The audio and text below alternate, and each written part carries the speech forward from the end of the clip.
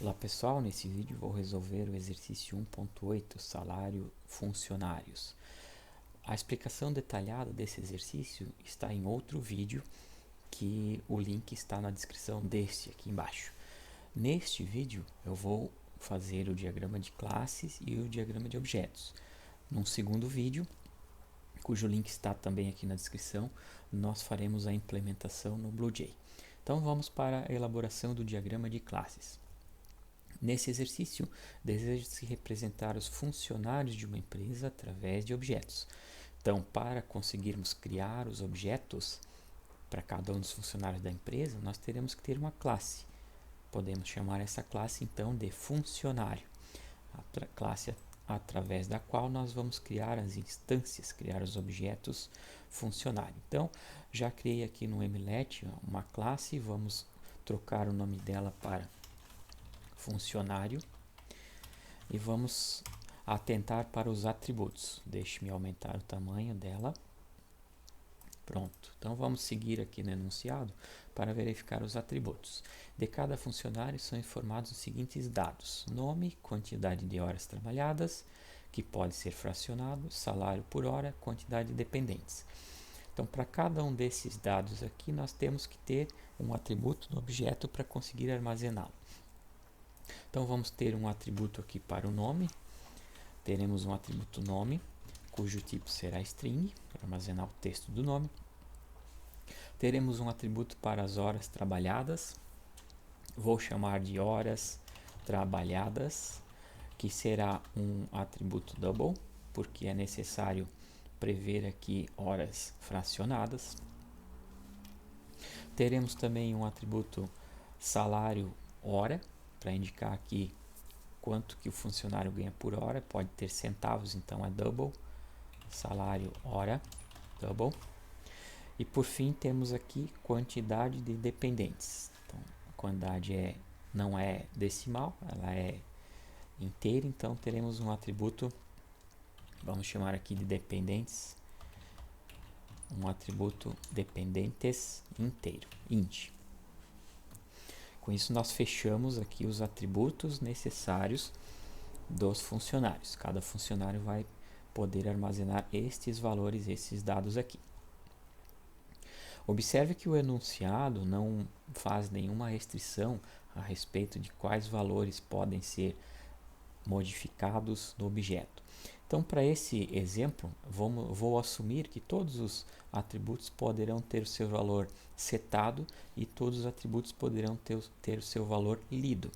Então, vou implementar aqui, vou descrever no diagrama de classes um método set e um método get para cada um desses atributos. Vamos para a implementação então. Então, vamos ter aqui, começando com setNome, que vai receber aqui o valor do nome, uma string, e retornará um valor boolean para que consigamos aplicar o encapsulamento, aplicar as consistências, e vamos ter um getNome que vai retornar um valor string, o valor do atributo nome. Depois temos que desenvolver um set e um get para as horas trabalhadas. Set horas trabalhadas, que recebe um argumento horas, vamos colocar apenas como horas aqui, que será double, cujo retorno será boolean, por conta do encapsulamento, boolean, certo? Deixe-me ajustar aqui o diagrama, para que consigamos ver aqui todo o método. E aqui nós teremos também um get horas trabalhadas, que não terá argumento e retornará um valor double, que é a quantidade de horas trabalhadas. Temos aqui também o atributo salário hora, vamos fazer um set salário hora, que recebe como argumento um valor double. Vamos colocar aqui salário, que é um valor double. Por ser um método set, vamos aplicar aqui o retorno boolean para fazer o encapsulamento. E temos aqui também o get salário hora, que retorna o valor do salário hora, valor double, né? Por fim, temos aqui o último atributo, dependentes. Vamos criar aqui um set dependentes, que recebe como argumento a quantidade de dependentes, vamos usar aqui dependentes, que é um valor int, e este método retorna boolean por conta do encapsulamento, e vamos fazer um get dependentes que retorna o valor inteiro com a quantidade de dependentes armazenada aqui no atributo. Perfeito, com isso vencemos os métodos sets e gets para os atributos do objeto funcionário. Agora podemos prosseguir para verificar os outros requisitos que o exercício pede. Então ele nos pede o seguinte: este objeto funcionário deve ter métodos para calcular e retornar. Então, se o objeto tem que ter métodos, esses métodos precisam estar implementados na classe funcionário. No item A, nós precisamos de um método para calcular o salário bruto do funcionário. Mais abaixo, no exercício, temos aqui que o salário bruto é as horas trabalhadas vezes o salário hora. Bom, veremos detalhes aqui do cálculo do salário bruto no momento da implementação. Por ora, vamos criar um método para calcular e retornar o salário bruto. Bom, vamos colocar aqui então um método. Como é um método que vai retornar alguma informação do funcionário, mesmo sendo uma informação calculada, nós podemos chamar este método de get salário bruto. Ele não recebe nenhum argumento, ele só tem um retorno, o tipo de retorno dele é double, justamente porque ele vai calcular e retornar o valor do salário bruto, certo? Vamos para o item B, o valor de desconto do INSS. Também temos a fórmula aqui embaixo, precisamos apenas definir um método aqui no nosso diagrama de classes para que seja possível calcular e retornar. Vamos também chamar este método de get, no caso get desconto do INSS. Então podemos colocar aqui get desconto INSS, que também calcula e retorna, será retornado como um valor double. Por fim, quase por fim, no meio, temos o item C, o valor do desconto do imposto de renda. Também, seguindo a mesma estratégia, podemos colocar aqui um método get desconto IR, que calcula e retorna um valor double, que será o desconto do imposto de renda. Seguindo, temos aqui no item D, um método que calcula e retorna o salário líquido. Então, vamos colocar aqui um método get salário líquido na nossa classe para que o objeto funcionário tenha esse método, que a gente possa chamar esse método. Aqui está o get salário líquido. Por fim, no item E, uma string, é um método que retorna uma string com a representação textual do funcionário. Nós já sabemos que essa representação textual ela tem um nome específico, o nome do método que calcula e retorna essa representação textual é sempre o toString, que retorna um valor string. Pronto. Com isso, nós vencemos a etapa de definição do diagrama de classe. Então, temos um diagrama aqui que atende, tem todos os atributos, tem os métodos set e get e tem também os métodos solicitados no enunciado. A implementação veremos no próximo vídeo.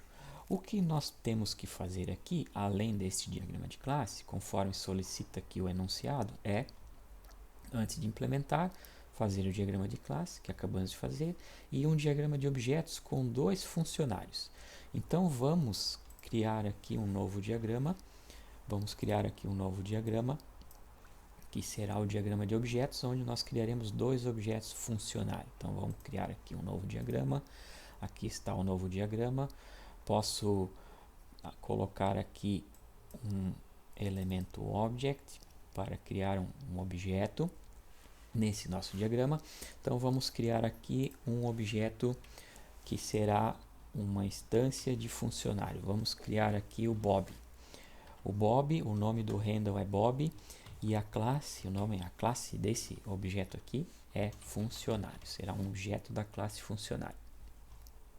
Então, aqui no nosso diagrama de objetos, nós temos que colocar quais são os atributos e os valores desses atributos. Então vamos lá, lembrando que aqui na nossa classe funcionária nós temos 4 atributos: nome, horas trabalhadas, salário, hora. Para não haver erro na digitação, vou copiar o nome desses atributos aqui, trazer aqui para o meu diagrama de objetos e colar o nome dos atributos aqui. Atenção, agora nós temos que ajustar, porque no diagrama de objetos, não há a necessidade, não devemos colocar aqui a visibilidade, mas simplesmente nós colocamos os nomes dos atributos e para cada um destes atributos nós substituímos aqui o 2 pontos por um sinal de igual e colocamos os valores. Então, digamos que o nome deste funcionário seja Bob. As horas trabalhadas aqui nós teremos um valor de horas trabalhadas, por exemplo, no mês ele trabalhou 400 horas, 400 horas,5 neste mês. O salário hora dele, vamos colocar aqui um sinal de igual e digamos que o salário hora dele seja de R$20, 20.0, e a quantidade de dependentes, digamos que seja aqui 3, que ele tem 3 no caso, 3 dependentes. Não podemos esquecer do sinal de igual. Este é o formato correto do diagrama de objetos: nome do atributo, sinal de igual e o valor. Então já temos aqui um objeto criado, o Bob. Vamos criar mais um objeto. Então eu posso copiar este objeto aqui e colar ele aqui. E agora modificar apenas os valores. Então vamos criar aqui mais um funcionário, a Alice. Então trocamos aqui o nome do handle do objeto, o tipo dele, a classe é a mesma. Vamos trocar o nome. Então não é Bob, esta aqui é a Alice. E quantidade de horas trabalhadas, digamos que a Alice trabalhou 415 horas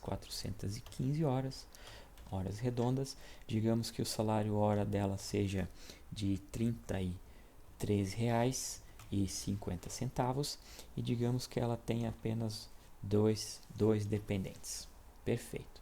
Já temos aqui os nossos 2 objetos funcionários solicitados aqui no enunciado, com os respectivos nome de handle, tipo da classe desse objeto e os nomes e os valores de cada um dos atributos aqui.